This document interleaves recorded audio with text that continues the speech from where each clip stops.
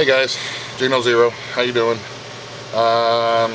We are, I don't know, in the 20 somethings of January 2014. Now on the 30th of January this month, we've got a lot of little baby chicks coming. And I know it's early, we're still in the winter time here, but these chickens are going to be for our year's chicken supply. We're going to be doing a couple of batches of chicks and raising them up to be butchered so we can have our chicken supply for the year. I don't want to run out of chicken this year. I don't want to have to try to be forced to buy it at the store from the the large chicken farms and so on and so forth. So we're going to get chicks, and lots of them.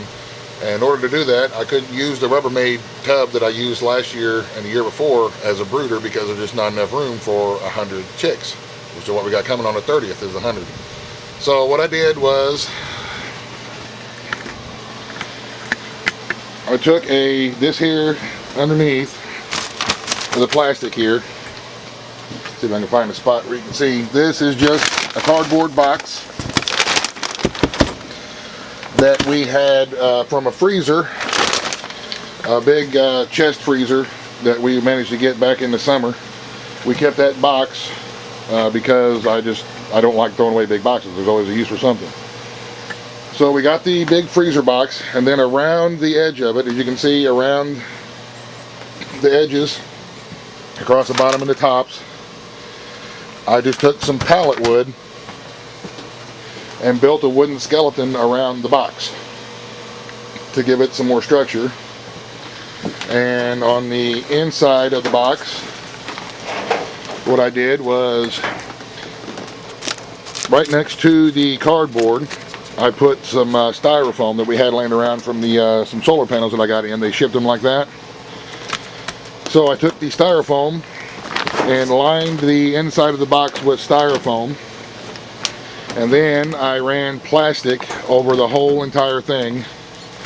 A big sheet of plastic. It was a big 10-foot wide section to line the whole thing with.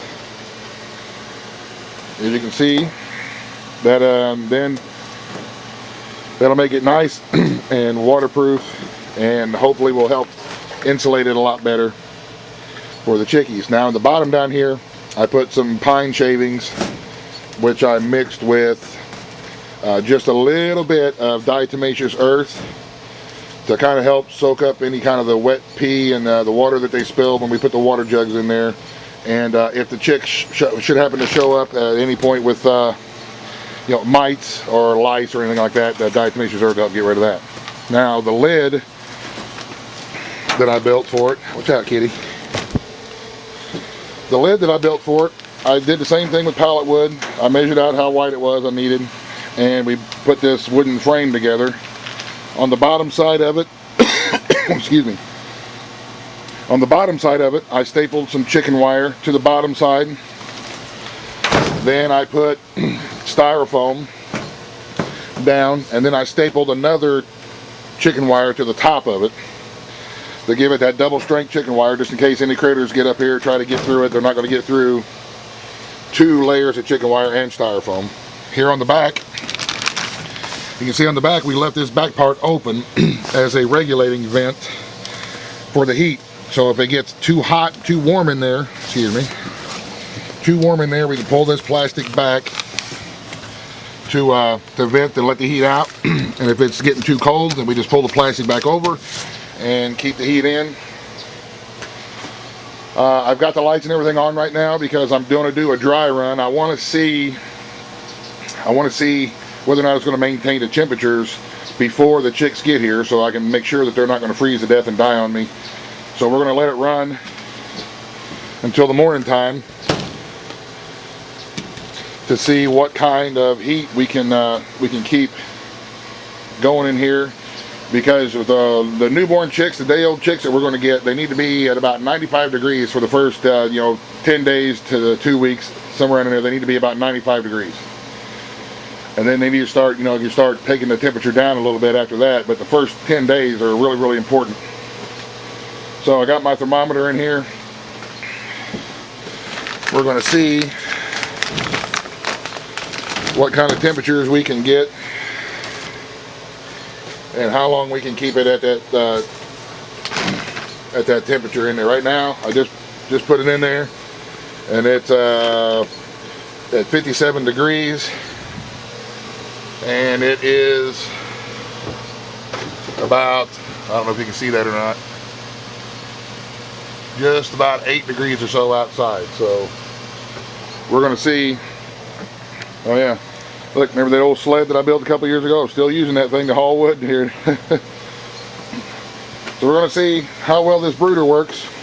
Just a brooder that I made out of old, recycled stuff. The only thing that I had to buy was a little bitty roll of plastic. Everything else I already had. I already had the brooder lights from the previous years.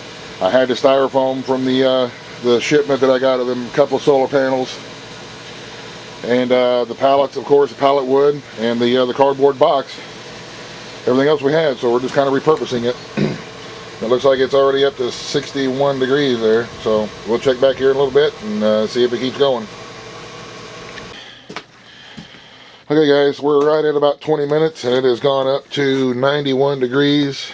I don't know what this other 212 thing is, but it's set for some reason there. Anyway, whatever. We're at 91 now, and this probe is right up here at the front of the box. Remember the two corners is where I got the lights. So this temperature probe is right up here at the very front of the box, as far away from the lights as I could get them, and I'm at 91 up here. And remember, it's only 8 degrees outside right now, so I think this is going to work just fine. And if it starts getting too cold, then I can either lay another piece of plastic over the top of it, or lay a blanket or something over the top to keep them warm. Because you better believe, this is going to be our food supply for the year, or part of it anyway. So you can believe I'm going to be more attentive than an old mother hen on these baby chicks when they come in.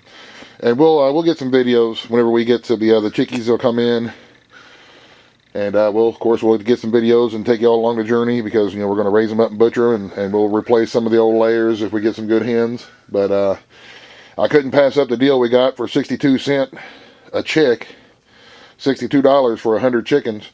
I'm going to give it a try and see what happens. So y'all wish me luck.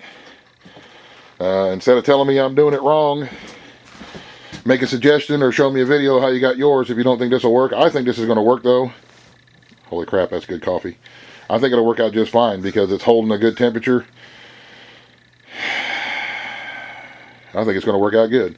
So we're going to leave it plugged in and see what happens through the course of the night, and see if it's going to hold its temperature throughout the night and what it looks like in the morning. And we'll see you later on the night. Alrighty, we're out here on the back porch. As you can see, it's dark. We've got our little solar lights going. I don't know if you can see that or not, but it says it's about 10 degrees outside. Oops, knocked the board over. And we come over here to the brooder, and see if we can get the light here to see. It says it's 93 on the inside there where the thermometer is, or the probe this thermometer is. It was 95 a second ago. But what we're doing is we're using this plastic here in the back. During the day when it gets too warm in there, we just vent the plastic up and let the hot air out. And then like right now when it's really cold outside at night, we just tuck our plastic back in and let the plastic and the insulation do its job. So there you go. We're maintaining it. And I would say the actual temperature outside is closer to 5. I believe that this thermometer is one of those spring thermometers and it's not real accurate, but anyway, you can see it is pretty cold.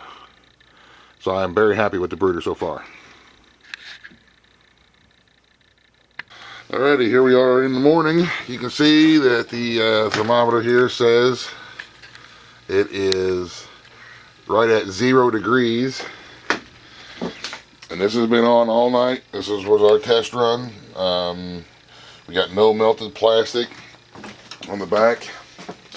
It says that it is 88 degrees here at the front of the box, which means that it is probably a lot warmer over closer to the lights.